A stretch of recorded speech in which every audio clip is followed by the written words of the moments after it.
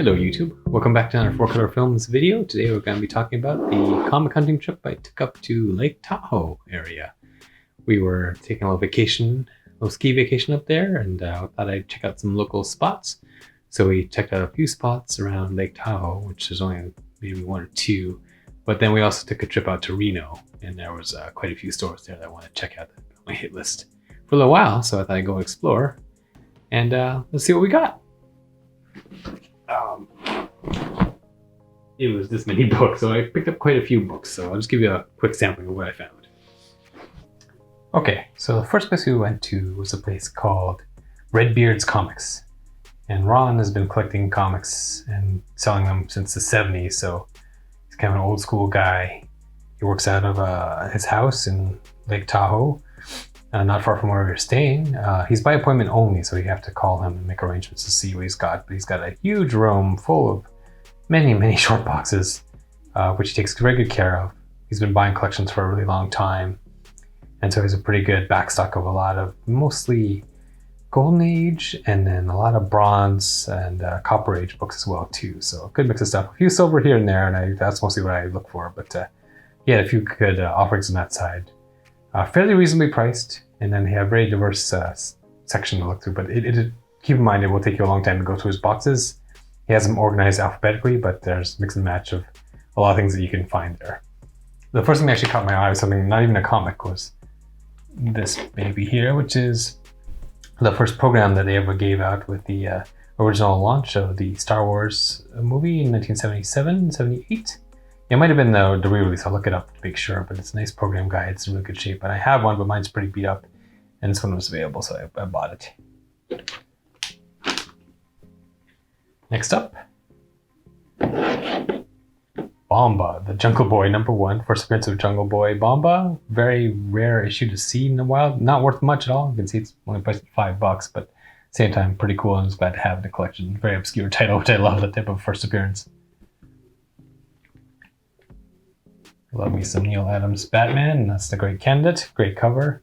All his comics are also like bagged and boarded in a nice mylar, so it's pretty good condition. Quite good shape on that side. It's like, obviously some wear and tear on that side, but still reasonably priced. Good book to have. Always buy this issue when I see it, which is the first appearance of Steel, who becomes Commander Steel in the new CW series Legends of Tomorrow. And great looking issue of this. Mine's not so good.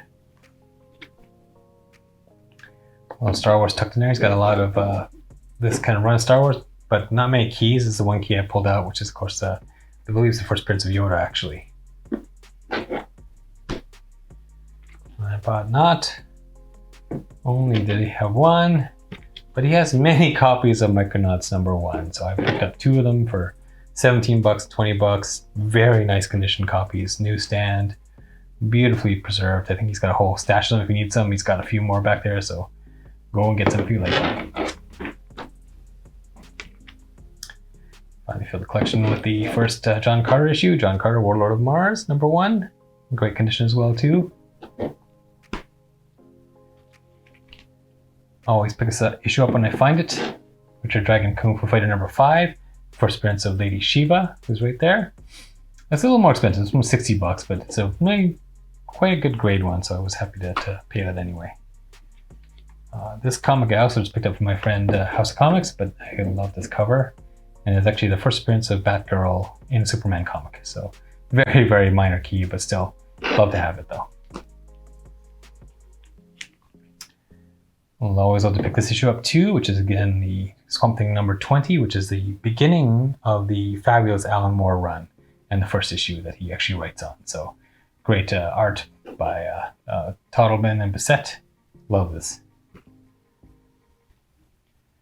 Have a soft spot for third tier heroes, and Ragman is definitely one of them. He did show up on, I think it was on Arrow, but at the same time, this book didn't do much in value. This is obviously only priced $5, so not a bad deal, but a good condition book, and I'm happy to have a great Joe Hewitt cover like that. I mean, it's a fantastic cover. Look at that thing.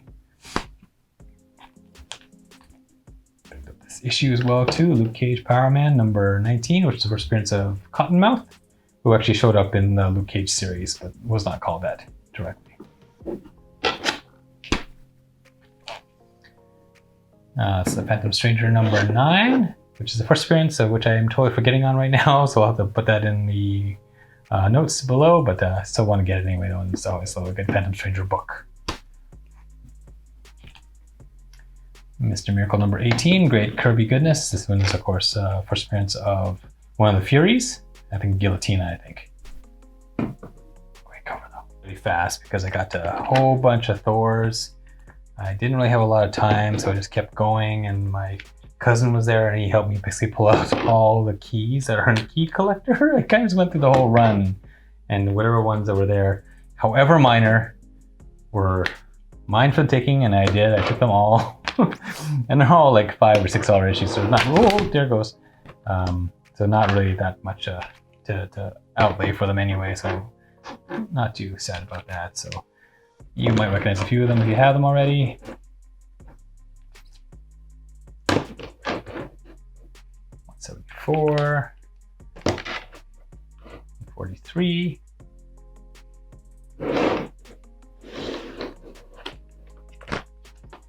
And then I'll pull out a few special ones here, which is a great Walter Simonson, much later issue, but a great Baldur the Brave issue, and a minor key there.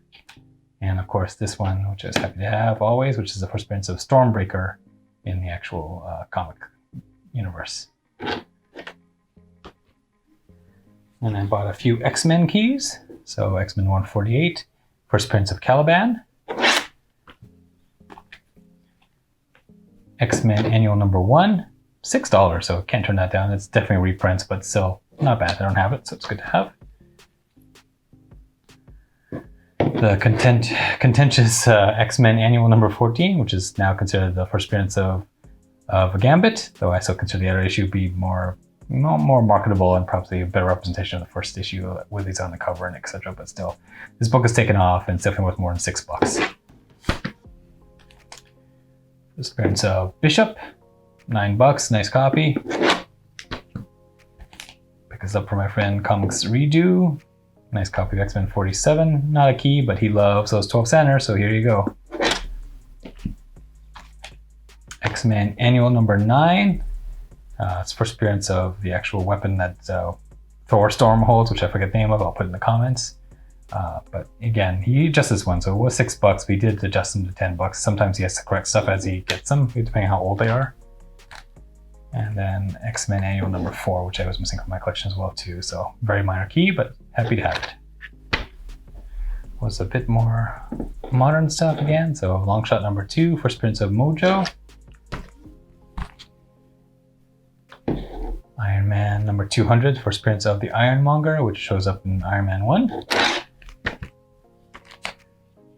Human Fly number 1, which again, nobody knows him but me. The Human Fly is Stuntman Hero. Green Lantern number 194, which is the first, I think his first battle with Guy Gardner versus Hal Jordan. And this is Green Lantern number 75, 175 I think it is. Forget why it's the biggest issue, but it's Dave Gibbons, Len Wein cover. Love this. Green Lantern 122. Fantastic Four number 226, which thanks to Gary B, I now know this is a continuation of the Shogun Warriors series, a final issue, which is kind of a conclusion to their story. So that was kind of cool to find that in the wild. Daredevil number 10, great white cover, Frank Miller run, love this run. I always pick this up when I see it. Batman number 442, first appearance of Jason Todd as Robin. Same with this is Batman Year 3, first appearance of Tim Drake. Oh, that one might be Tim Drake actually, I'll come think of it, might be corrected on that one. Avengers number 200. Avengers 222. I think it's the first appearance again of the new Masters of Evil. Spider-Man number 289, which is the first appearance of Ned Leeds as the Hobgoblin. And I always buy this issue too. Amazing Spider-Man 56, first appearance of the Puma. And Spider-Man number 184 for Spirits of the White Dragon. Not the White Dragon from Peacemaker, but the White Dragon from Spider-Man. Jack of Hearts number 1. Not his first appearance, but first issue, solo issue. Mr. Miracle number 8. Ooh, this might be the first Furies. I'm not sure. I'll have to look that up again. New Mutants number 18 for Spirits of Warlock. And of course the great Bill Sienkiewicz cover, which I love. And then my biggest find to me was finding this baby. Battle Planets number 1. The gold key ones are getting incredibly hard to find, and especially in a really good condition, which this is. And he had 2 of them, so yep, bought them both. $70. Not the cheapest book on the planet, but at the same time, like a high grade one is getting very hard to find, and these are very high grade ones. So happy to have those. Personal fan favorite of mine, so yay. Now I see 3 more issues, I think, and then I'm done. Then I went on to a store that was called Comic Kingdom in Reno. And Comic Kingdom was a nice store. They had a lot of gaming stuff as well as comics, a lot of wall books, and a pretty good selection of back issues. So the first one I spotted was a good deal for this one, which is Avengers number 49. It's got a first appearance. I'll put it here. And it was only $20, so nice price for a good looking copy. Good mid-grade copy. And picked up this one too, which everybody knows, Batman 189 for Spirits of the Scarecrow. Pretty ratty, but it was not a very expensive copy, so I was happy to have it. And it actually did knock it down a little bit for me. Fantastic Four 94, which of course for Spirits of Agatha Harkness. My second copy was a much nicer one though. Yep, Superman number 4 for Spirits of Bloodshot from Suicide Squad. This price has probably dropped quite a bit since the movie came out, but I'm so happy to stack this book because I love the character. And then these 2 picked up for El Bargain Deal, which is again Green Lantern 50 and Green Lantern 49. That fantastic cover. $2 a shot. Can't complain, and we'll buy that book all day.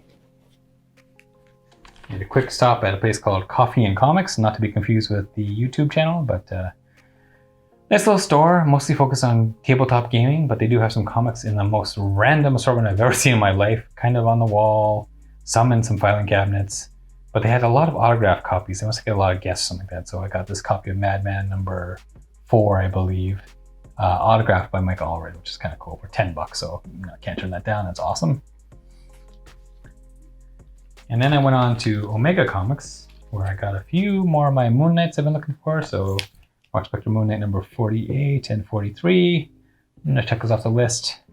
Not the most cheapest store on the planet, but had some good stock. But it did have a heck of a lot of good Silver Age. So picked the first Red Tornado for $65. Nice copy. Got a much better upgrade for my Green Lantern number 14, which is the first appearance of Sonar. So this looks pretty good. It's a little bit chewed up on the corner, so we'll see how this deals in grades. And that's got, looks like a big chunk out of it there, so it's not great either, but oh well. And then the big one I got there was Green Lantern number 7, the first appearance of Sinestro, which he had up at a certain price, and I knocked him down $100 off that price, which is pretty cool. So Omega Comics is really cool. It was a nicely set up store, a lot of really good high profile books on the back wall, as well as a great stock of Silver Age books and silver and bronze as well there on that side. So really good store. I really enjoyed talking with him. He's got a lot of books up on eBay and on Heritage. I think one of them was actually the highest Fantastic Four that I've seen, 9.2, which is going up later this month for an incredible amount. So good for him. He's got a lot of silver books running through his store of note. So it's good for him. It's pretty nice to see those nice books there. I almost bought a Brave and the Bold 28, but it was pretty chewed up, and even though the price was pretty good, it was pretty wrecked, so I didn't pull the trigger on that book. And it's very expensive anyway, so there you go. I did find some of my stuff a little overpriced, so probably good to try to negotiate if you can, but still really enjoyed it though. Good comic hunting up in Reno, so hopefully I'll be back up in that area again to go and do some more pulls from that side. I think my favorite was still Redbeard Comics, because he had the most diverse selection I've ever seen of good price books, reasonably priced books, which I thought was really great. Thanks a lot for watching. Hopefully it wasn't too long, and if you haven't, please throw me a like and a subscribe, and I would love to hear from you what you picked up in the area or if you live in the area. Thanks a lot. Bye-bye.